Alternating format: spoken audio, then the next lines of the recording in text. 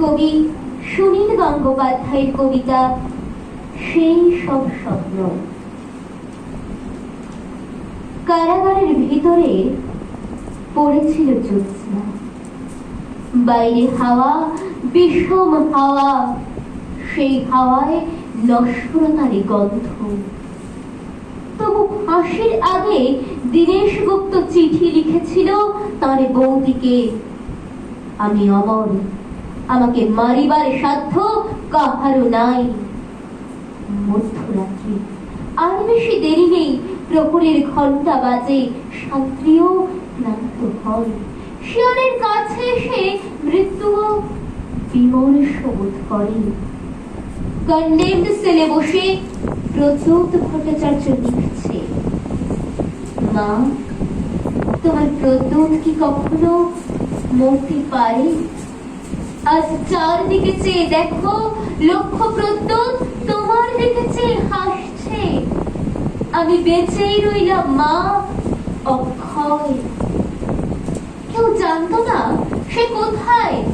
বাড়ি থেকে বেরিয়েছিল ছেলেটি, আর ফেরেনি। জানা গেল দেশকে ভালোবাসার জন্য সে পেয়েছে মৃত্যুদণ্ড।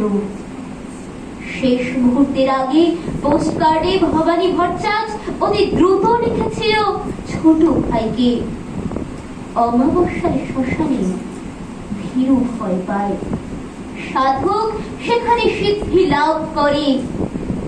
আজ আমি বেশি কথা লিখব না, শুধু ভাববো মৃত্যু কত সুন্দর।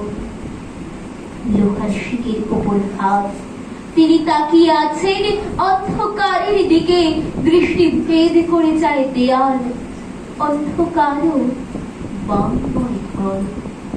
সূর্য সেন পাঠালেন তার শেষ বাণী, আমি তোমাদের জন্য কি রেখে গেলাম? শুধু একটি মাত্র জিনিস, আমার স্বপ্ন, একটি সোনালী স্বপ্ন।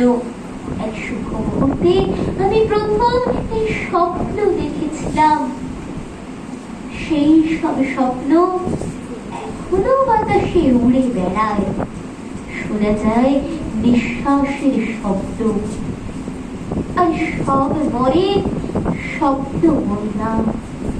অমরত্বের অন্য নাম হয় কানু, সন্তোষ, অসীমরা জেলখানার নির্মম অন্ধকারে বসে এখনো সেরকম স্বপ্ন দেখছে।